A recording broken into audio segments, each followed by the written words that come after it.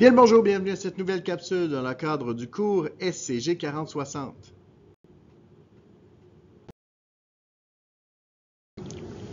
Aujourd'hui, partie 2 sur les systèmes dans laquelle on va voir les systèmes de transformation de mouvement.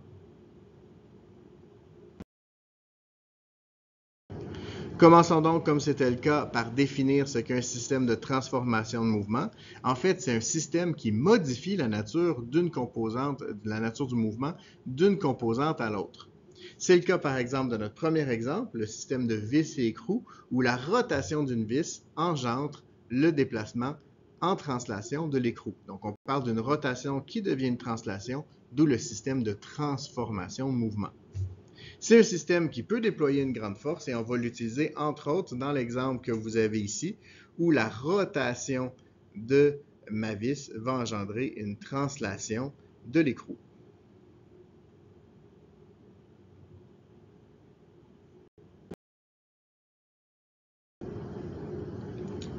Deuxième type de système, la rotation de l'écrou engendre une translation de la vis. Donc le vis et écrou type 2, en fait, c'est le contraire de ce qu'on avait avant.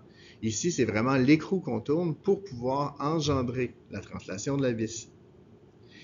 C'est un système qui peut déployer une très grande force, lui aussi. On va l'utiliser, entre autres, dans notre clé à molette, où c'est vraiment la rotation de l'écrou qui permet à la pièce de se déplacer en translation.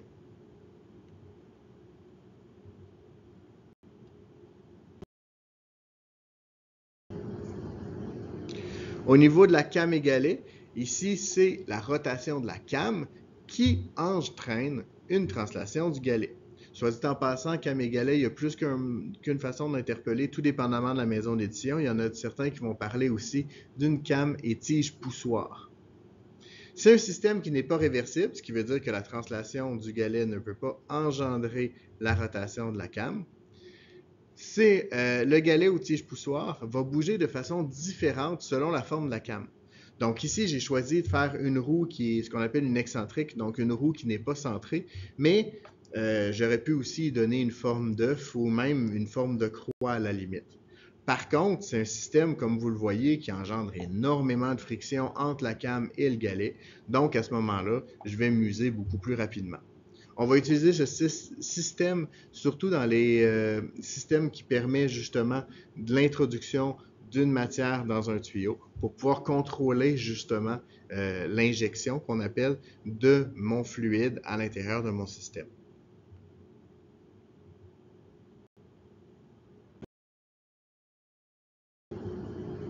Système de bielle-manivelle maintenant. Donc, c'est la rotation de la manivelle qui va entraîner la translation de la bielle et généralement d'un piston qui est relié à ma bielle. Donc, c'est un système qui peut fonctionner à très grande voiture, mais qui nécessite une bonne lubrification parce qu'évidemment, il y a énormément de friction dans ce système-là aussi. Vous reconnaissez peut-être le piston d'une voiture. Eh bien, vous avez raison. C'est comme ça que fonctionne le piston d'une voiture.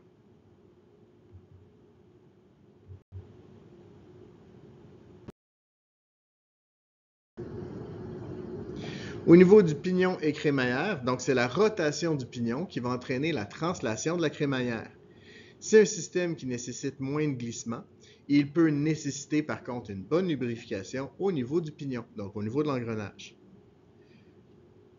Ce qu'on voit ici, c'est notre système de direction de la voiture, donc où on va avoir la rotation de notre pignon qui est relié à notre volant, qui va entraîner une translation d'une tige centrale qui, à son tour, va entraîner une rotation des roues qui vont nous permettre de tourner à gauche ou à droite dans notre système directionnel de voiture. Et c'est ce qui met fin à cette capsule. J'espère qu'elle vous a plu. Vous êtes maintenant les experts. À vous de surpasser le maître.